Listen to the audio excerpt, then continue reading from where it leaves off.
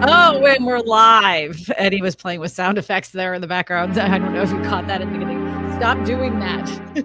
Turn it off, Eddie. That's my producer in the background. So, first things first, we are going to be talking about the effects of natural disasters when it comes to the housing market. This stream is dedicated just to help these hurricane victims that have been happening all through the state of Florida. And the thing is, I have plenty of experience when it comes to wildfires, tornadoes, and hurricanes. I've been through it all. Oh, and flooding as well. I could tell you everything you need to know about flooding. And I wanted to share my tips and tricks if you're trying to prepare for those kinds of things. I also want to give you a bit of an update. If you caught my video on Tuesday, I made a video about the red flags when you're searching for tiny home companies or modular home companies that you need to be aware of when you're searching for them online. I also highlighted a company called, what is it? Oh, Holy Ground Tiny Homes. Holy Ground Tiny Homes. They have been in the news quite a bit. And the comments were some of them were saying that I was being unfair to this specific person. The thing is, not even Tuesday that comes out. Thursday, he was evicted from the warehouse where he was storing his supposed tiny homes. Then the very next day, he put out that his company is bankrupt. That man took 100% deposits, 50% deposits, promising these people they would get a tiny home within a year. Then when the timeline was coming up, he would say, I just need more time. I just need more time. I just need more time. Then they get an email saying it would be an additional year. He never, in my opinion, had intent to finish those off. I think he started off with a good plan. He got in over his head and he didn't know how to say no because the money was too good. That's just my take on it. But the thing is, they are filing bankruptcy. I was not unfair in my assessment.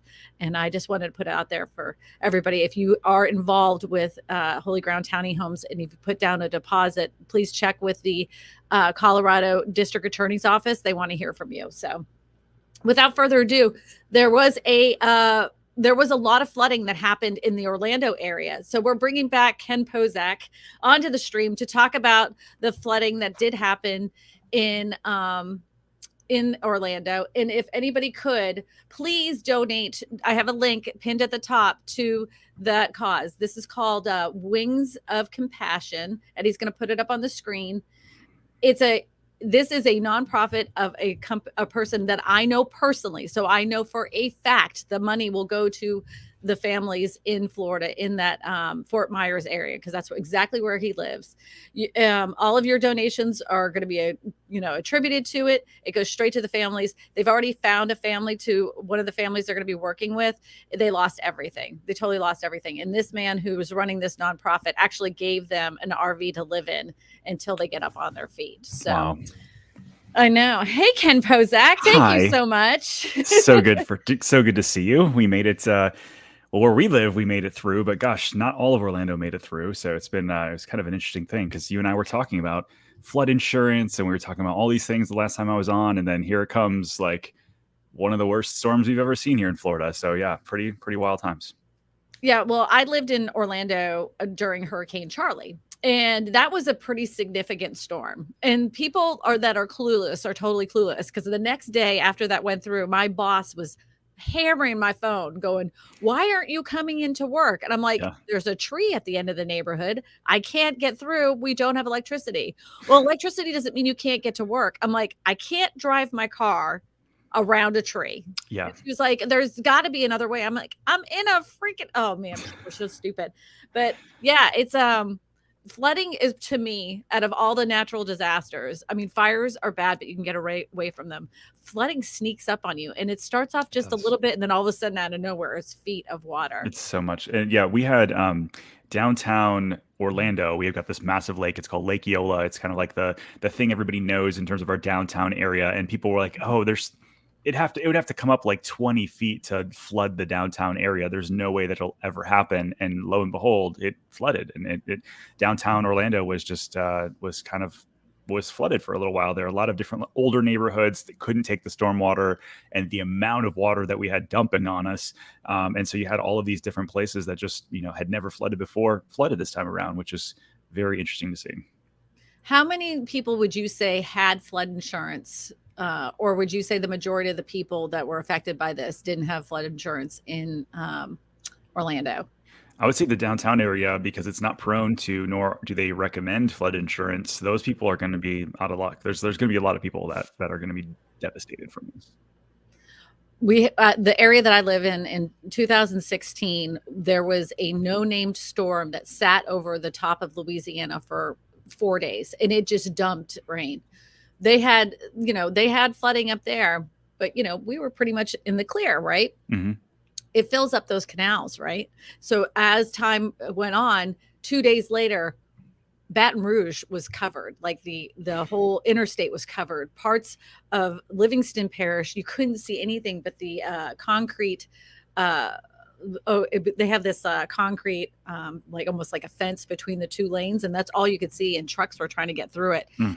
Total insanity, because it was like a beautiful sunny day outside, and then the water just keeps coming up and coming up, and it like you would see I-10 and it would be fine, and then just a little tiny water came through, and then all of a sudden this water just kept rushing over. Yeah. And it was like in the middle of the day, not a cloud in the sky. It was super sunny and hot outside. It was crazy. That's And the thing. I that think like water can really do damage. it can do massive damage. I mean, we have friends down in Fort Myers where you're talking about that your friend's doing the donations at, and I'm excited that we're raising money to help so many of these people. But some friends of ours down there, their house flooded. Like, so it was a 1-story home, flooded half up to their house. And then as the water receded, something broke and the house caught on fire. So like it was total loss. Like, and that's just one story of literally thousands and thousands and thousands of people that have been affected. But like you're saying, like the water is a massive deal. Like Irma was actually a stronger storm wind wise, but I feel like Ian had so much more water. It was so wide spreading, bringing all the water in, and just it sat over us for a really long time. So that was the big difference between Irma back in 2016 or 2017 and this new one. The Charlie was just a bunch of wind. Like and we got both ends of the storm, and it went by really fast. The whole thing was over in 3 hours. It was just, wow. It was really, really windy. But it was almost like like if you had a hurricane and a tornado had a baby, you got Hurricane Charlie. It was like, it was just so fast, and it whipped around really quickly. But if you have water, or that water's coming to your area. One of the things I've learned in living in South Louisiana, that most people don't understand how to use a sandbag. So they'll get the sandbags and they'll put them in front of their door and everything. And then sure enough, the water gets in the house and they say, oh, I use sandbags. I mean, if you have to do it that way because you're in a hurry, then do it that way. But don't do it that way, because that's not going to really save you, Right. But this is what you do. You get a sandbag, right? And then you get a plastic tarp, or even an old shower curtain, and you put the sandbag in here. You fold it over. Then you take another sandbag, you fold it over this way. Then you take another sandbag and you fold it over this way. So that way that plastic coverings holding the sandbags holding back the water, and the plastic coverings not letting that water get into your house. That does work, and it will work for several days if it's done correctly. Yeah, because you can make a big mess. I mean, all you're doing right then is making sandcastles if you just put up the sandbag. But most people don't tell you that, and if you've never been through that before, I didn't know. And yeah, I mean, Charlie was 04. Like Charlie was 04. Then you had like Irma was 16, and then you had Ian. I mean, it's not like every year. And there's so many people that are new to Florida or any of these places, Louisiana, that you don't see them every year. So we don't get like taught this way. So that's a great tip. CC Moon said, can't trust Mother Nature getting flood insurance. And, I have to tell you, I have no like inside deal with the flood insurance. It's a government thing. I'm not getting an affiliate link for you to tell you to get flood insurance. Just get flood insurance. It's very inexpensive, especially if you're not in a floodplain. It's so inexpensive that it almost like you can't afford not to get it. The other thing I wanted to tell you, if you live on a house that has a slab and you have flood water heading towards you and you have those weep holes, make sure you put a sandbag with the plastic cover on the outside and stuff the weep holes with the almost like a grocery bag. Stuff them with that first. Cover your sandbag and put it there as well, because the water will go up through your weep holes into your house too. So just another tip. Great. Yeah. So if anybody has any questions, please put them in in there, and Eddie will pull them up on the screen. This live stream is specifically just to help people that are affected by Hurricane Ian. We have a pinned comment at the top that is the place where we'd like you to donate. Even if you have an extra dollar or whatever, you just can put it there. It's all nonprofit. It goes straight to the victims. So, okay. Mark says, question, Florida reported 21,800,000. Wait, is that 21 trillion budget surplus? What are they doing with all the money? Not being nasty, but the government is great at wasting money. What are my pennies going to do? That's why I kind of picked a nonprofit than a government agency to donate. So go ahead. Yeah. I feel like, budget surplus is we would love to see some of that come back around. I mean, because if not, it's just going to sit in their account drawing interest and that sort of thing. But DeSantis went out and got FEMA, obviously, and the federal government involved, and that was approved. So that'll be helpful for many. But it was interesting. I mean, the whole insurance, denial thing, I think is a big deal as well. That people are not, they were underinsured to begin with, and they're already seeing denials come through. And it's like, well, yeah, you were underinsured. I mean, these insurance companies are already on the brink in so many places. I have to believe that they're going to be pretty tight on this one. Have you any experience with this? Yeah, well, of course, with insurance companies here in Louisiana, whenever you go and get a policy, they suggest that you get flood insurance. A lot of times when people don't understand is that when you get flood insurance, there's two kinds of flood insurance. You can just get flood insurance that covers the structure of the house to rebuild it, but there's also flood insurance that for the contents. So a lot of people, they had medical equipment, tens of thousands of dollars. They didn't realize they didn't have her contents. So they were able to put their house back together, but they had no stuff inside. Yeah. And so there are it's a lot of work. Whenever a flood of money comes in to a state for some kind of hurricane or disaster relief, the process to get that money into people's hands is always a nightmare. And when you go and sign up for it, it takes a lot of time, and you have to almost that becomes your full-time job, is to get that money, because they don't make it easy for anybody. They'll create all these websites with portals, and you're in the portal, and then all of a sudden they lose your information. You just constantly have to be checking on it. You can't fill out that form once and think that that's enough. So just be very careful. But I mean, the government messing up with money. I mean, how many times do they say once we get the lottery here, we're going to have a lot more money for public schools. Then all of a sudden gets spent elsewhere. Go figure. Yeah. Go figure how that works. Where's all that great lottery money that was supposed to go to our public schools? That's really working out for us, isn't it? As somebody who's from Detroit, I saw very specifically that the schools didn't get any better when they added all these casinos. So now that they're trying to push even harder here in Florida, I'm like, well, the Florida lottery is supposed to cover a lot more of their schools, and yet we still don't pay our people enough. So go figure. I live in the area that I live in, the county I live in, we have a lot of chemical plants and all these other, we've Exxon and refineries and stuff. So the deal for them to be in this county was that they were like, okay, you can be here, but you have to donate X amount of dollars towards public schools. So our kids always have the top-notch computers and everything. And it's just a small little town. There's nothing there's nothing fantastic about it, except for the kids get really great equipment. And so it was you're lucky girls. And then most people in Louisiana do not get this. So you're very lucky, very lucky. CR has a question. Can you help us understand NAR lawsuit against agent realtors getting customers to pay higher commissions, etc.? Not about the floods, but I can touch on that. Yeah, lawsuits threatening agents' commissions, Moore versus NAR. Do you have an opinion about this? I have an opinion, but go ahead. I want to hear yours first. I'm very excited. Okay, so the lawsuit is pretty much stating the fact that they feel like that brokerages get together, have coffee, and set a standard of commission that should be across the board. So like if you go to this one city in the California, everybody says you cannot take a listing less than 6%. Everybody's going to pay 6%, right?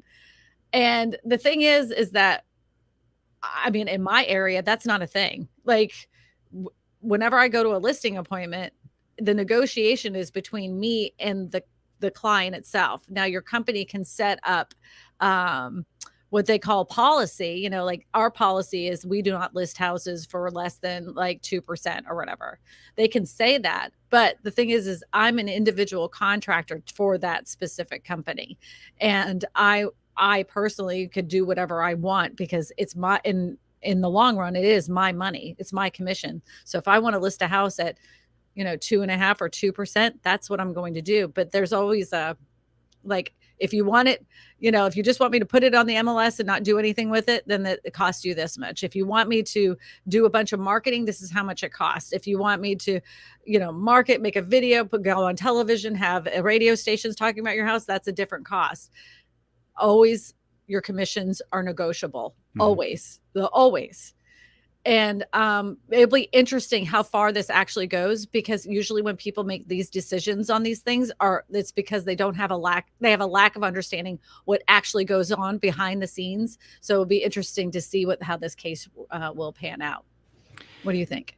Yeah, I think so. The big thing about it was that in the United States, anyways, we have buyer's agency and listing agency. And so the case basically said, well, there's price fixing going on, and that literally thousands and thousands of home sellers, or maybe millions of home sellers at this point, were forced to offer a commission to a buyer's agent instead of just, you know, paying their listing agent. And so, you know, for us, if I'm a listing agent, I'm like, hey, I'm taking a commission for 5 or 6%. Half of that goes out to a buyer's agent and I keep half. So we never keep the full commission. Correct. And so they were saying that, hey, people are losing money because of the way that the United States system is, that like, hey, nobody's going to come show my house if a buyer's agent gets $0, is kind of like what this was. And so they're saying, hey, there's billions of dollars potentially of paid out commissions that we shouldn't have because we could have just paid a listing agent to do their job. Well, here's the thing. If you in where we live, you've got a buyer's agency that actually can protect you, that walks you through the process, and you actually do get a services for that rendered.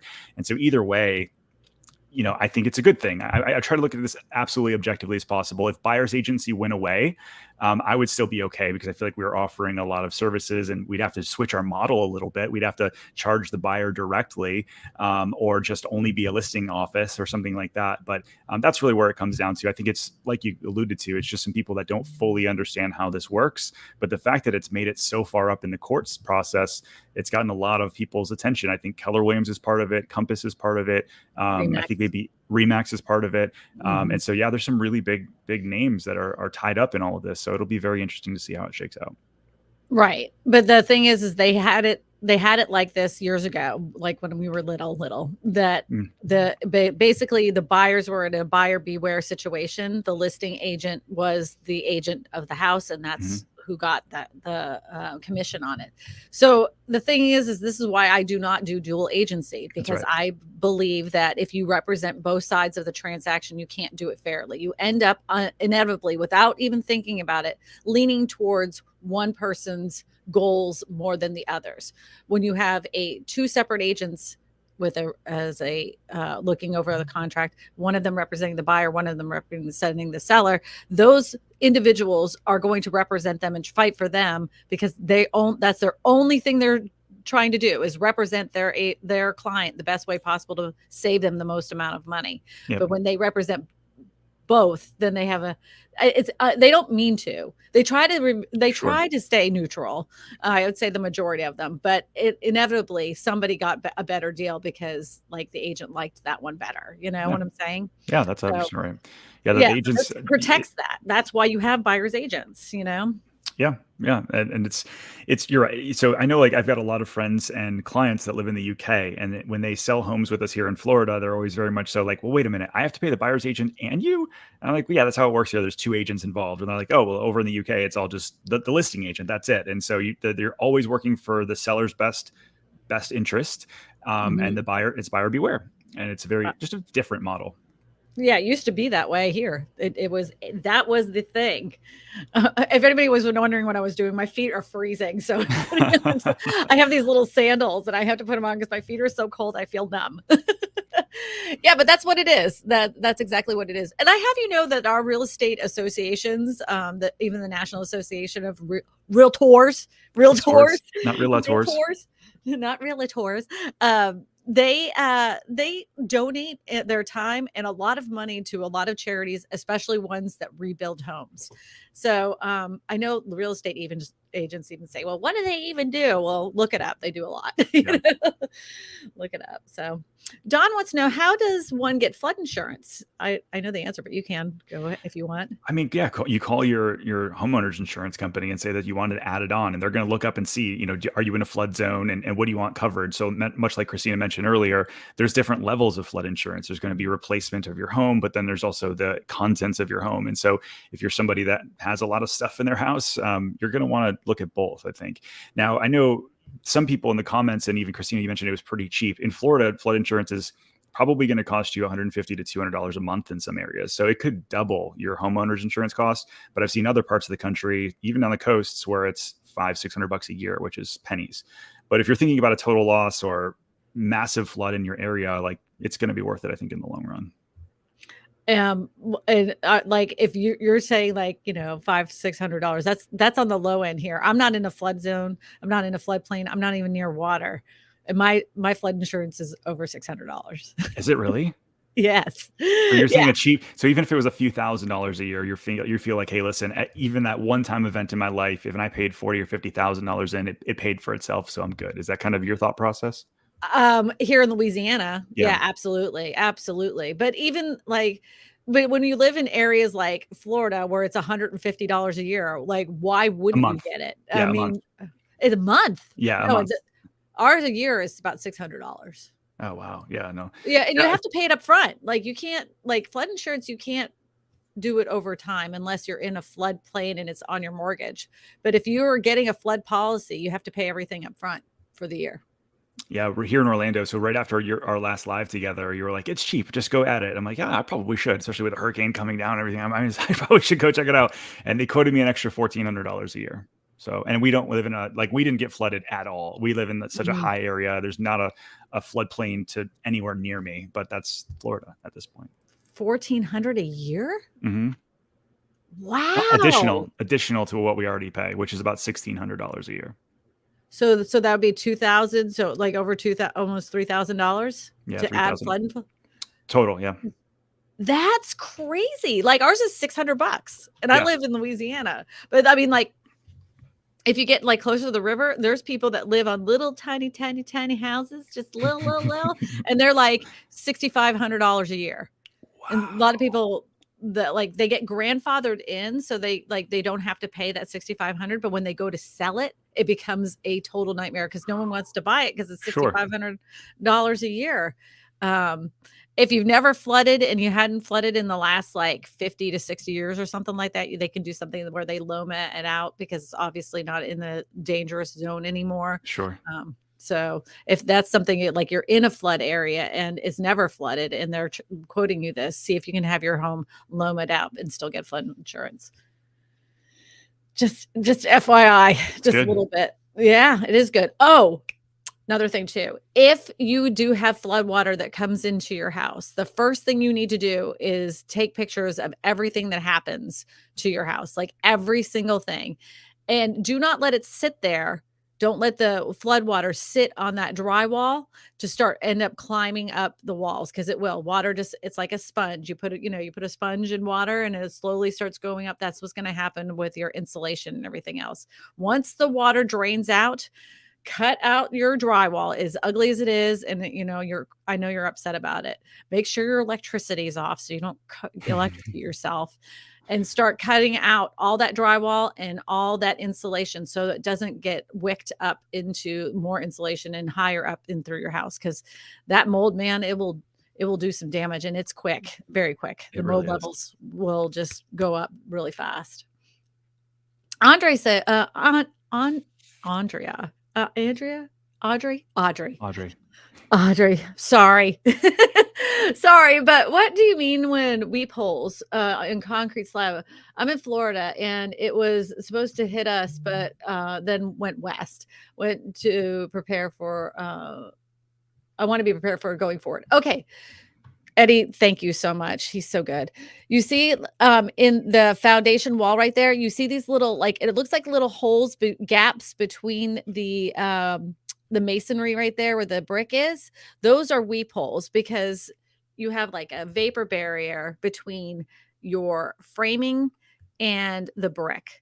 And that will cause condensation to build up. In order for that condensation to leave, you have weep holes that will drain out that condensation, but it also can make water go in it if it floods. So just make sure that you cover those up. Oh, look, see, there you Yeah, are. there you Eddie's go. good. You also have these on your windows too. In most states, they come standard. So you'll notice these little slits at the bottom of your windows. It's because water's supposed to go when it gets hit at the top. It's supposed to come down and come out. A Mhm. lot of people paint those now. I don't know why, but like if you paint your weep holes and you have a storm event, the water will just come in and then go into your house. This happened to my sister during the storm. Her apartment that she lives in, they painted over all the weep holes, and so the water just drove right into the top, had nowhere to go, so it just came into her bedroom. So that's one thing when you're painting the exterior. Thank you, Kelly, for donating. I really appreciate that. I really do. Thank you. I have to tell you, this is a true story because I wasn't from Louisiana and I had never seen weep holes before in my life. And when we moved in, we had these neighbors that has been in Louisiana their whole lives. And I'm walking around and Eddie's going like trying to stick dirt and stuff into the weep holes because he's like, these idiots. I mean, they I did it all missed the this way whole down. area. They missed this whole spot and we're like shoving stuff in there. The neighbor comes over and goes, "What are you doing?" And we were like, "Look at all these holes." He said, "Those are weep holes." And I'm like, "What?" So he explained the whole thing. I was like, I wanted to crawl in a hole and die. I just didn't know, like you didn't know. A Don't lot know of what people you don't don't know know. about, yeah. And so I learned a lesson that day. I now keep my weep holes very cleaned out. That's There's right. nothing shoved in my weep holes anymore. Yeah, don't do that when the only time you need to be stuffing anything in the weep holes is during if a flood's coming towards your area, if you're trying to protect your home. They actually even make these bladders. They call it like a flood bladder, where Hmm. basically it's like a big giant donut and you fill the whole donut up with water and it will go up X amount of feet, right? Yeah, So you have like a ring, like a moat, a backwards moat around your house, so that way it's protected. There's a that's so guy funny. who I know, there's a guy who created it, and he's protected his home several times from floods. I think he's in Missouri, Huh. that you can get these wall bladders. But they did that. Remember I was talking about I-10 Yeah, over, that's how they kept the flood water back. But, from a big balloon, so, basically a like, bladder. yeah, like a big balloon. It's cool. So, what are people doing right now for those hurricane victims? Like, what's happening with them now? So for us locally, like we've been getting involved with local charities and doing the best that we Mhm. can for just providing like basic necessities for people. We did see a massive from the coasts, people coming up to Orlando because it is more high and dry. So like our rentals, our Airbnbs are packed, our hotels are packed, and we're also going into holiday season. So it's unbelievable here. So we've been really going through our database to find out, are there people with an empty room or an AUD that they can, potentially ADU that they can potentially use. And so that's what we've been doing. And then just raising money for the people on the coast as much as we can, trying to find those targeted people and organizations that we know are going to use the money properly. So that's what Yeah, we've been doing locally. that takes time. Yep. I have to tell you that was something I wrestled with for about a good, I don't know, 2 days trying to find somebody. I'm like, Yeah. all right, question. It says, if you're sorry if I already asked, but have you or seen where insurers don't receive coverage for the amount of their house, and is it worth versus the cost that the insurance is valued at? Have you ever seen it where they don't actually give you the full house value?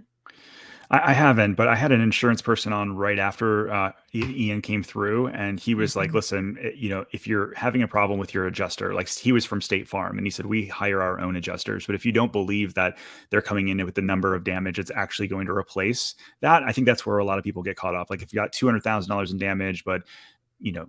State Farm says now it's 110. Well, then you get your own insurance adjuster out and figure it out and sort of duke out how much the cost would actually be. But for the most part, I haven't been hearing that.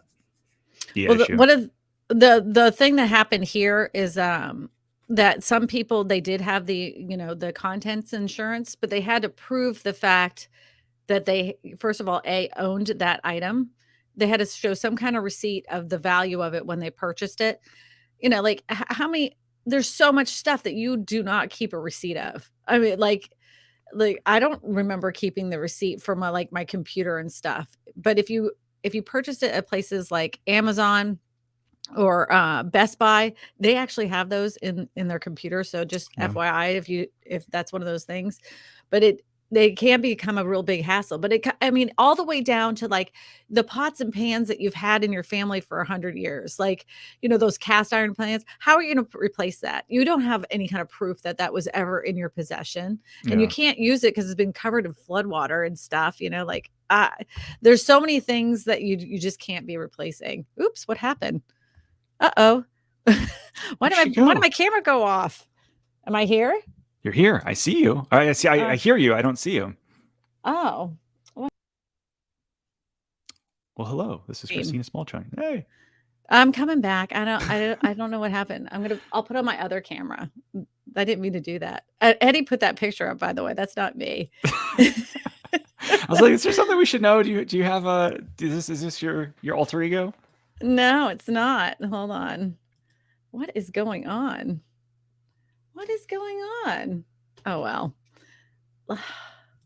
Maybe I need to unplug it and plug it back in. All right, let's see if it comes on now. Oh my goodness.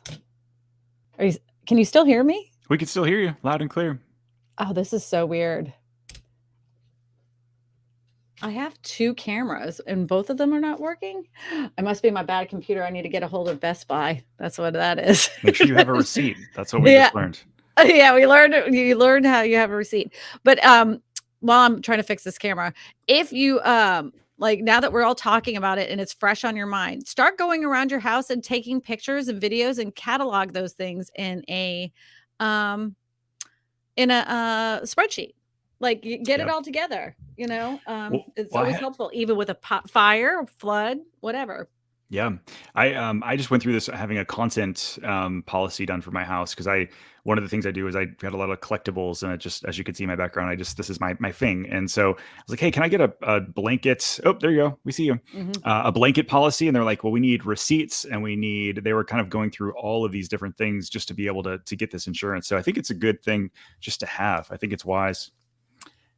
The other thing I would say is, as pre-hurricane or pre-storm event, if you see something coming, like one of the things that our insurance company told us to do was go around the house and take photos of your outside or inside, just sort of proving that there was no damage prior to. There she is. So if you do have a storm event that rolls through where you need to file a claim, you can show them, hey, this wasn't here before. Right. And I will honestly tell you this too, because people that have those things that the kids jump on, trampolines. If you got one of those darn things, those insurance companies hate it. Don't even say that your trampoline was damaged, because they're going to say, well, you didn't have insurance on that in the first place. That's right. And, actually this is against your policy, because you're not supposed to have a trampoline in your yard. So I learned that from a tornado, by the way. I had a tornado hit my house. I was inside the house, and that trampoline went flying down the road into a neighbor's barn. Oh my gosh. And I was like, I know, talk about guilt. I told Eddie, I'm like, we're never having a trampoline again, because Gustav took out our first trampoline. Kids were mortified. We get a second trampoline, and that one ends up in the neighbor's barn. And I was like, no more trampolines. No. Love them. Sorry about my camera, everybody. This is my webcam, so this doesn't look as cute. Oh, well. Question. Looking to purchase a house that has a 8 out of 10 projected flood risk in the next 30 years. It has a creek that never floods in Iowa. Is this a scam? If they tell you to get flood insurance, you have to if you have a mortgage. If it's in the floodplain and it requires a flood insurance. You have no way around that, because if you don't get it, your mortgage company will get it for you and it will cost you a lot of money. But I would, if it was me, get flood insurance. I would just get them flood insurance. It's not that expensive. Just even if it's for the peace of mind, Right? Yeah. I'm in flood zone X where I live. That's what they So are call we. it. The lowest hazard level. I still can't believe yours is $1,400. I know. You must live do you live in like a 6,000 square foot house? Is that it? I mean, it's not maybe that big, but it's it's decent size. But yeah, anyways. What is decent? What is a decent size? That's 4,200 square feet. It's not a tiny home. Well, my house is like half that size, so that's why. Half that size. So anybody that gives a super chat today, I'm just letting you know right now, all of this money is going to the company that is pinned at the top, the nonprofit for hurricane victims from Hurricane Ian. So I'm going to go ahead and do that right after the stream. I'll just plug in my credit card. One of the things that we're struggling with now is that we were already having this massive labor shortage in Florida, all this new construction and all these other kind of stuff going on. And so now we all have a lot of people coming in to town and aren't insured, aren't licensed, and they're just like, I'll help you rebuild, or I'll help you, get your new roof, or any of this other stuff. We're seeing a lot of fraud going on already. And I think that's one important topic to talk about when you're talking about flood insurance and flood damage, storm damage in general. That is common in any storm, because it's like the scammers and the crooks are like, oh, here's our way to get money. Yep. And you'll have somebody knock on your door that's super nice with a great smile, seems trustworthy, and you give them a deposit to put down, and then they disappeared. It happens here in Louisiana. So many people lost a lot of money during Katrina because they were in such a state of shock, Sure. And so they were like, oh, good. This is out of the way. Someone's going to take care of it for me now. And they took care of it, but they didn't take care of it the way you were intending. They just took your money and ran. So don't do that. Don't say, well, if he says, I only have 2 more spots left, I just need you to put down, $5,000 and I'll hold your spot until your insurance company comes in. Don't do that. Yeah, that's a scam. That's a scam. That happens here too. And this was something that happened in Florida before, but a lot of roofing companies will say, well, I know you haven't had your insurance adjuster come out yet. We can go ahead and, put in the claim for you, and we'll go ahead and replace your roof for you. That used to be a thing, but check with your specific insurance policy holder, like your policy, who you hold it with, because that may not be the case. They may have to go out there first before you ever get your roof repaired. So you don't want to end up having to pay that, $15,000, $20,000 to have the roof replaced because you didn't wait for the insurance adjuster to come out to make sure that they were going to cover that in the first place or cover a portion of it. They have to sometimes see their eyes on it. So don't let them talk you into that either. That's a thing. Yeah, well said. Well said. And a lot of these roofers, it's funny, not funny at all, because as a seller's agent, I'll come out and they're like, yeah, we got a roof replaced the last hurricane. I'm like, oh, that's great. And I go to the permitting department and they had no permit pulled. And you're like, why didn't your people? Oh, they weren't really licensed. It was just them and 5 people on a truck, and we paid them cash. Isn't that great? We got our insurance check. And we paid them cash. I'm like, yeah, it's maybe not the way you want to go. Not the way to go. Eddie, can you pull that previous comment up? I wasn't ignoring it. It's just that we were flapping our lips, and I want to give my 2 cents about it. Thank you so much, Doms. I appreciate you. It's awesome. I have to tell you, my dog's name is Dom the Palm. One of my dogs. I'm one of 3. It says a question. It says, I have a house on a busy street. I have lowered the price twice and no offers. The interior is completely renovated. Any suggestions for selling? Well, I've got a bunch of them, but you want to throw in a couple and I'll throw in a couple? Yeah, I think for one, I would look at, what's a similar kind of home selling for in your neighborhood or has recently sold in the past 60 days. Because a comp from 90 or 120 days ago is now old and the market's definitely shifted. So I would look at, okay, you have to be under what a lot of the other comparables, even if there's 1 or 2 similar to yours, to offset that busy street. Because if a buyer has an opportunity to go buy something else for the same money, then they're just going to pass on yours and go buy something that doesn't have that view. So it really does come down to the market telling the truth. Right. And another thing you may want to consider is, instead of dropping the price, is give incentives to the buyer that is purchasing. So interest rates have gone up exponentially. See if it's possible that you could buy down their discount points so they can have a house that's financed at a lower interest rate.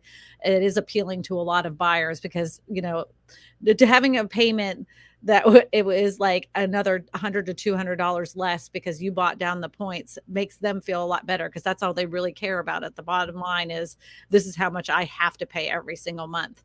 So just be, like, that'd be another thing, is just give them some kind of incentive for like either discount points or closing costs. Another thing too is, how is your real estate agent marketing your house? Have they created a really good ad that will go on social media? Have they done a really good video that features your house? Or have they done a 3D tour of your house? Where are they distributing your house, and how are they marketing it? So look into that as well. All those things count. And I just want to let everybody know, open house doesn't sell your house, just FYI. Open house does not sell your house. All righty. Next question, Eduardo. Ooh, we got a $19 super, $19.99. Oh, we'll get to that in a second. So all rodents able to get weep holes and please? Yes, Yeah. they are. Yeah, they do. They do. They come with these little, so there's actually these little weep hole sponges, kind of like they've let the water out, but it keeps a rodent from going in. So a lot of people will just pull out everything out of the weep holes to let as much water out. Makes sense in theory, but then, yeah, you get rodents that go in. So there's these little spongy things you can stick inside. You can cut them to size to fit in there to keep rodents and bigger bugs out. We have field mice around here that get it. And they're cute as could be, but I'm sure I really don't want to live with them. No. I'm an animal lover, but I just don't want them in my house. Sterling says, sending love and healing light to the disaster victims. Thank you so much. That's I appreciate amazing. It. Again, all the super chats that came in today, all those donations, I'm going to, right after the stream is done, going straight over to Wings of Compassion to go ahead and donate to that nonprofit. That all that money goes straight to the hurricane victims. So I will be doing that. So you can, if you don't believe me, you can follow it and you can see that right after it's done, there's going to be a little money that goes in there. I'm going to actually put in my donation too. So there'll be more than that. I'll even put my name on there so you can see that I actually did it. Keep me accountable, Construction Cronies. He's out of Canada. I'm a contractor. I just watch those contractors after any disaster. All the scumbags come out. Yep. Get 3 quotes. This is great advice. Get 3 quotes and go with a guy that communicates well, and hopefully you can get referrals. I will say this. It does take time. I know you want your roof fixed immediately. I know that you want to have that drywall put up immediately. It's going to take time because you're one of many, so many. And this is one of those things that will test your patience more than anything. It will test your relationships more than anything. You will find that people that were your best friends have all of a sudden disappeared. And, and then all of a sudden strangers are coming into your house to help you. Like, who are these people and why are they donating all their time to me? But when it's all put together, you learn a lot about yourself, and you learn how to be more vigilant and less afraid, I would say, because now you know what's coming. But it's always heartbreaking. No matter what, it's always heartbreaking to lose everything like that in your home. Yeah. So surreal. Couldn't imagine. I like 2016, it broke my heart because like some of those areas had never ever flooded. They technically shouldn't have flooded, but the way that the water had come in, we're so used to it coming up through New Orleans and up through the canals that way. Sure. So when it was coming down the opposite way to flood the areas, the canals worked like opposite of what you ever planned. I mean, people that had their house since the late 60s never flooded, and they had feet of water in their house. So I went to Houston in 2018. Hurricane Harvey came in through and devastated. I mean, their whole downtown was under, tens of feet of water, and we were mucking out houses and stuff. And they very similar, they said, like neighborhoods thousands of homes that had never flooded, never needed flood insurance, any of that kind of stuff. All of a sudden, boom, we're, underwater. It's very sad. Mm-hmm. If you're listing a home with a standby home generator, does it bring value on the appraisal? This is going to be area dependent. In our area, it does. What is it? Do you use it in Florida? Does generators bring value? A very small amount. So if you look at any like improvement to your home, and if like in our area, if you don't have a pool, they'll deduct. But if you have a pool, because we're in Florida, if you have a pool like everybody else, then you're just sort of standard, right? So in our area, generators are kind of still few and far between, believe it or not. And so an appraiser will usually give like $400 or $500 on the miscellaneous section of the appraisal, but not like the $5,000 or $6,000 it's actually going to cost you for a pool in our area gives you literally pennies, like just like $3,000 to $4,000, even if you spent $100,000 on the pool in the backyard. Yeah, it really doesn't add anything. It doesn't even make it more sellable, because everybody who has one always says, oh my God, I love this house, but the pool, I just don't want to clean up the pool. I don't want the maintenance for the pool. I'm like, it's 1,000 degrees right here, and you're complaining that there's a pool in the backyard. Right. Like I can't, like, it totally blows my mind. Like, the pools aren't a thing here, but if you have a backyard kitchen, oh boy, that's gonna sell in a heartbeat. Or if you have a backyard workroom, like a workroom type thing, a little workshop, people go crazy for that. Off the mark. But speaking of going crazy, somebody mentioned to me that like, no one's going to be selling their house now in South Florida. And this is one of those things I've had many experiences with.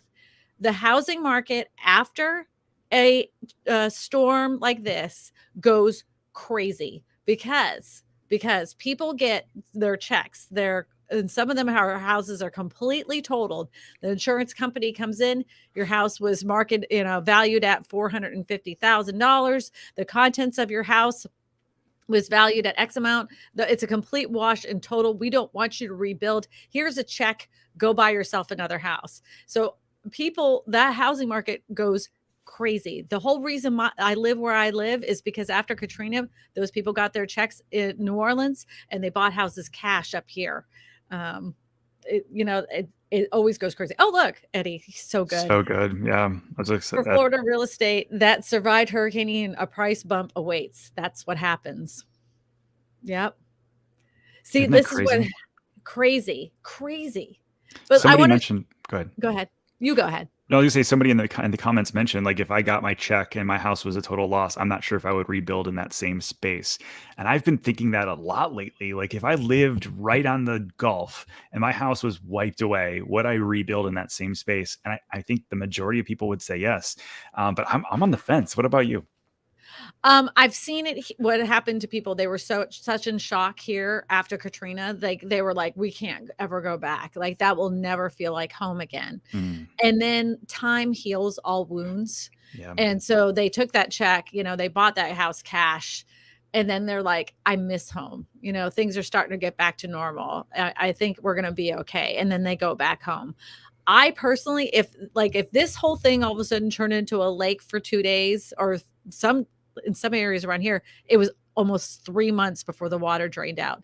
If that was my house, I'd be like, insurance company, give me a total check.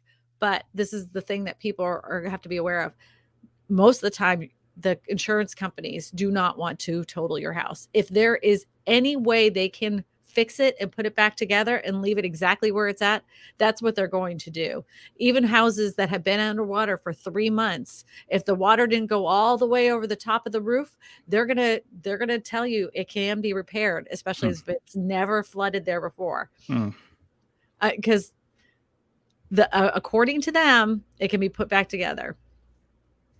I guess it makes sense. It makes me nervous because there's houses here from 2016 that still to this day have not been touched, right? You walk on the street, it smells so bad. You can what mold smells like, mildew smells like, that it intensify that. And your lungs are already burning just from being on the street, right? And banks say you can rip all of that out. You put on like the whole hazmat suits, you rip it all out, you sand down all the mold on the 2x4s, and that house could be put back together. A lot of the houses are still like that haven't sold are just shells of a house where it's just basically ripped down to the studs. Sure. And they're selling them like that. A lot of people do that. But I wouldn't do it. I was like, I would rip it down to the studs, make sure it's, safe for people to walk through. I would try to sell that frame of a house, take the bit of money that I had from the insurance company and buy another house. There's no way I would go back. Yeah, I think it would be too hard for me to go through that whole process. I'd rather just take another check. Take the check, go buy something else, and you have to pay.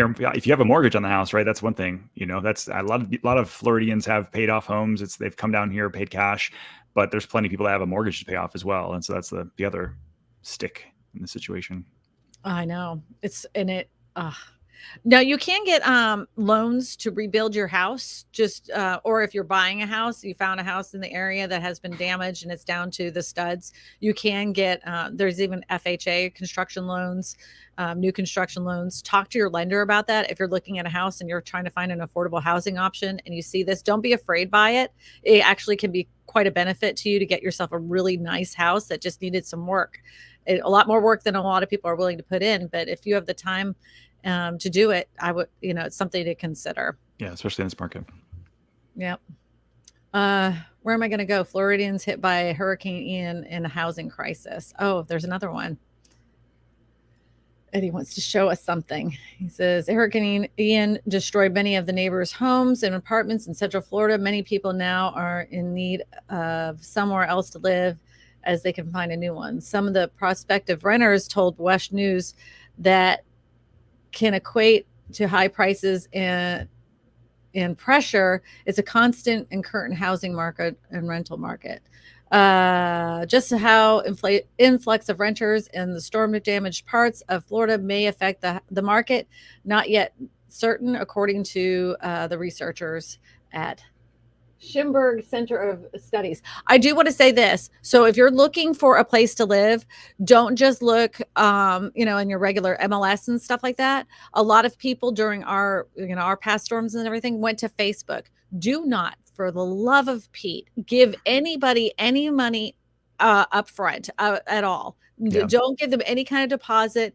Do not read the sob story like, oh, look, we have this house. It wasn't touched. Go ahead and you can rent it out for, $800. We just want to help out victims. No, they're scamming you. Really be careful if you're looking for rental property. But there are people out there that we had a house that needed to be flipped. It was in terrible condition, but everybody was affected by the floods. I had a client call me up and he's like, I don't know where, we've tried everywhere. We have nowhere to go. I said, I have this house. It's kind of a mess. He's like, I don't care. We'll go. And they got some flat, inflatable mattresses, sure, threw them on the floor and went on there. But then he called me. He says, you got rats. Oh, no. I told you the house needed to be taken care of. It's in terrible shape. You insisted that you had to go there. And he was like, I get rid of the rats. Yeah. And he did. I go, how'd you get rid of them? He's like, they're just gone. And I went, okay. Deal. I know. I don't want to know is what he's saying. You don't want to know how I got rid of the rats. Yeah.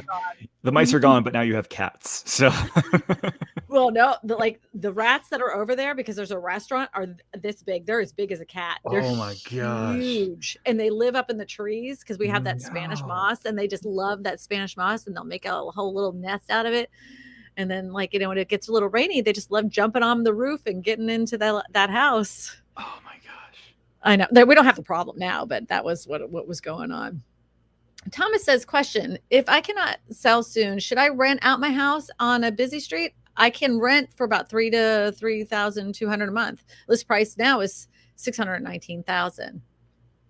Well, I would ask you what's your actual payment, and if you are currently homestead taxes, can you afford the tax jump if that's the case? If your state has homestead tax, that's one thing we look at when our investors here are looking to maybe not sell and decide. I also think it's your time horizon. Like if you have a bunch of equity tied up into this house, sometimes it's better to just take the money off the table and go do something else. But if this is something that you'd want to put into your long-term portfolio to continue to grow, then we're telling clients that that's always an option, but it's not something that you want to just try for a year. I do think that we're going to see a bit of a pullback over the next year. And so cash out as much as you can right now. That's what my suggestion would be.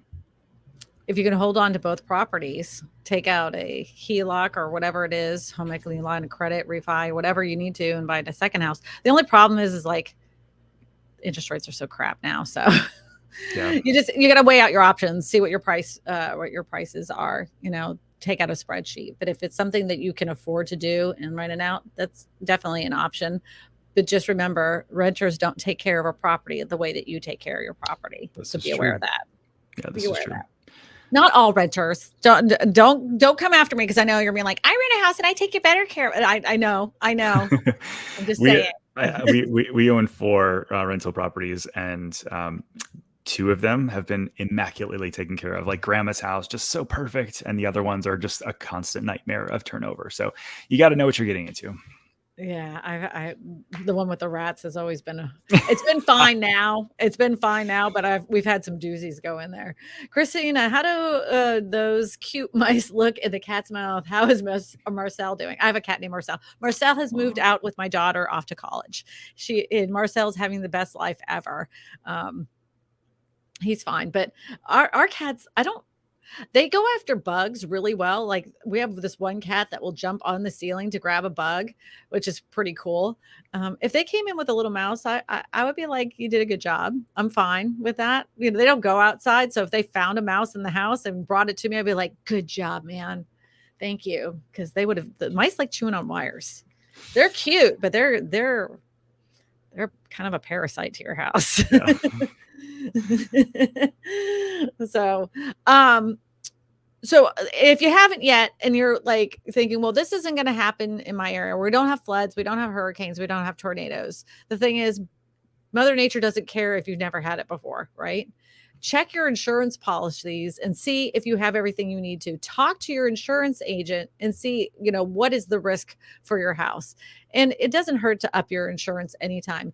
If you are a renter, you can also get flood insurance on a house so you have your contents covered, right? So if the house doesn't have flood insurance, that doesn't mean you shouldn't have flood insurance that you're renting from. So make sure that your policy that you have for renter's insurance covers flood. If it doesn't, you can get it.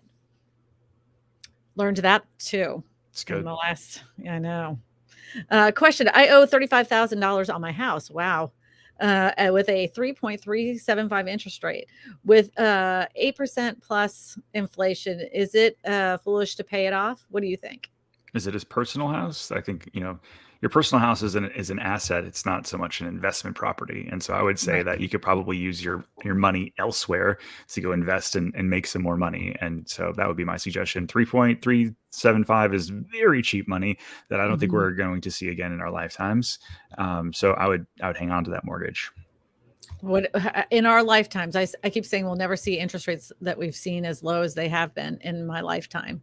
But I don't think it's going to be unheard of to see interest rates go back in the 4s. No, I think 4s and 5s seem it. That I was listening to some bank CFO not too long ago talk about how they can make plenty of money in the 4s and 5s, just depending on obviously what the government's lending out. But 2s again, I don't see 2s and 3s again. Yeah. Yes, I lived there. 8 years left on a 15-year note. I would take that money and put it somewhere else. Agreed. Something that's going to make you more money, where you can double it. That's right. That's just my FYI.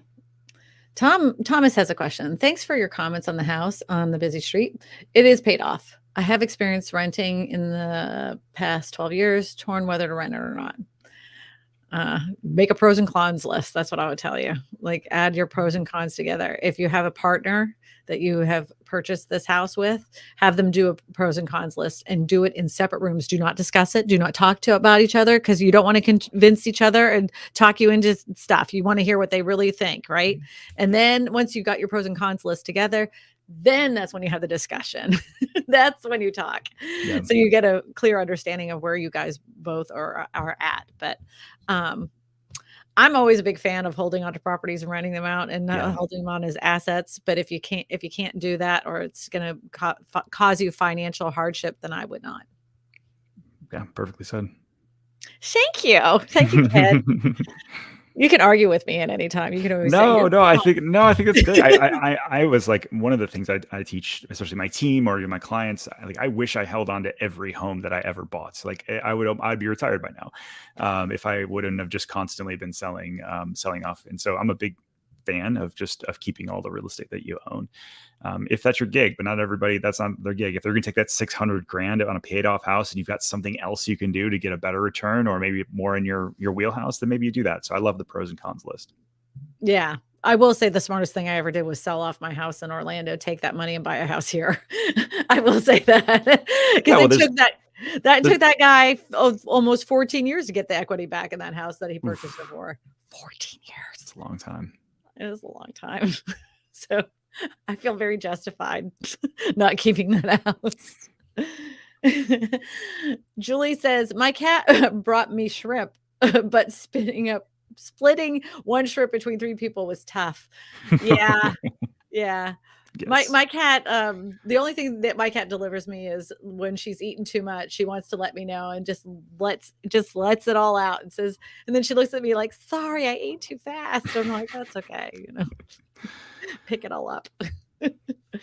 Ken, what percentage of homes impacted by Hurricane Ian are primary residence versus vacation homes? Do you know that? That's a good question. Thank you, Don. Well, in Orlando, I can 100% speak to this. It was almost all single family residences, like primary residences, because it was the downtown corridor and like some of the other areas that really don't have there's zero Airbnbs and they're predominantly primary residences. Now on the coast, I think it's a good mix. You look at the Fort Myers and Naples and Marco Island area, I think it's probably 50-50 down that area. Mm-hmm. I know we're in a time crunch for you, Ken. If you haven't yet, I would implore all of you, if you could just donate at least $1 to the cause that I have there, which is Wings of Compassion. It is 100% nonprofit. Every penny that is donated, it goes to a family that was impacted by Hurricane Ian. I donated. Oh, thank you. They are personal friends of mine, and I would really appreciate anybody that has just a couple bucks just to throw in there. I would appreciate it. All the super chats that were put in today will go straight to this. I'm like, as soon as the stream is done, I'm going to go ahead and put that money in there. So I want to thank you, Ken, for spending your day with me. I'm going to take some more time with the people in the audience, but I know you have somewhere to be. Thank you so much for the opportunity. It's good hanging out with you. Thank you, Ken. I appreciate you. Look, if you can, and you're interested in Ken and what he's doing on YouTube, he's got a heck of a YouTube channel. Everybody, I mean, he's popular by it. Very popular. So go to his YouTube channel, check him out. If you're in the Orlando area, he's got a really great team. You can contact Ken. All of his contact information is in the descriptions of the videos or even in that about section. And that's it. Thank you, Ken. I appreciate you. Thanks so much. Be well. Be well. Bye. Bye. Right. I know some more questions have come in, so you can put those up on the screen because I want to spend some time with everybody and give them a chance to donate if they hadn't yet, because I'm trying to get everybody to at least get $1 in there. It'd be so nice.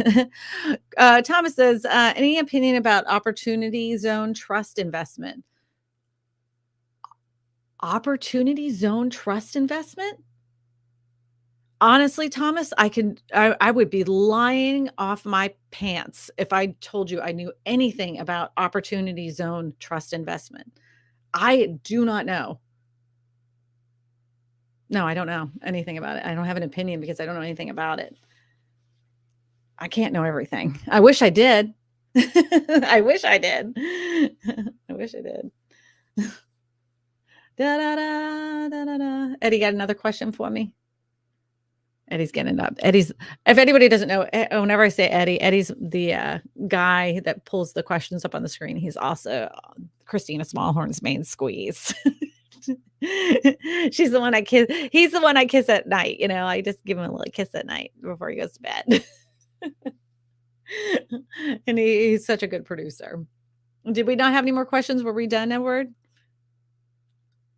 I don't know where he went to. I'm going to unmute you, Eddie.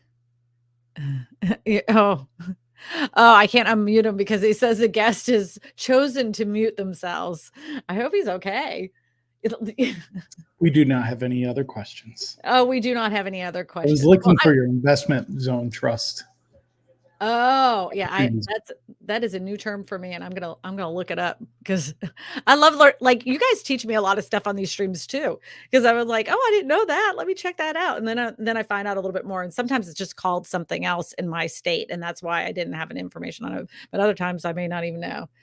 Opportunity Zoom questions. The follow. I don't. These are questions, but that is still not explaining what it is. General information. Yeah, I don't know. I'll look at that later, Edward. All right, everybody. I hope you have a fantastic week. I'm glad I could give you an update at Holy Ground Tiny Homes. Again, if you were scammed by Holy Ground Tiny Homes, the District Attorney of Colorado does want to speak to you. Make sure you go ahead and give them a call or write them an email to let them know what your situation is. I will be back on Tuesday for a drop of a video. I'm currently editing it now, and I hope to see you then. Thank you, everyone. I appreciate you spending the day with us and trying to get a donation together for Wings of Compassion. Again, all of the donations are going straight to them. Those donations go straight to the victims of Hurricane Ian, all through Fort Myers and the Orlando area. So I appreciate everybody. Thank you. Bye-bye. See you next Sunday. Bye. Eddie, you can say goodbye to the crowd too if you want. You want to say goodbye to everybody? Oh, he's not going to say goodbye to everybody. Let's see if we can make him. Eddie, you going to say goodbye? Bye, everyone. Have a great weekend. Happy Sunday. Happy Sunday, everybody. Thank you. I appreciate you. I'm dancing, by the way. You want to dance? Oh, yeah.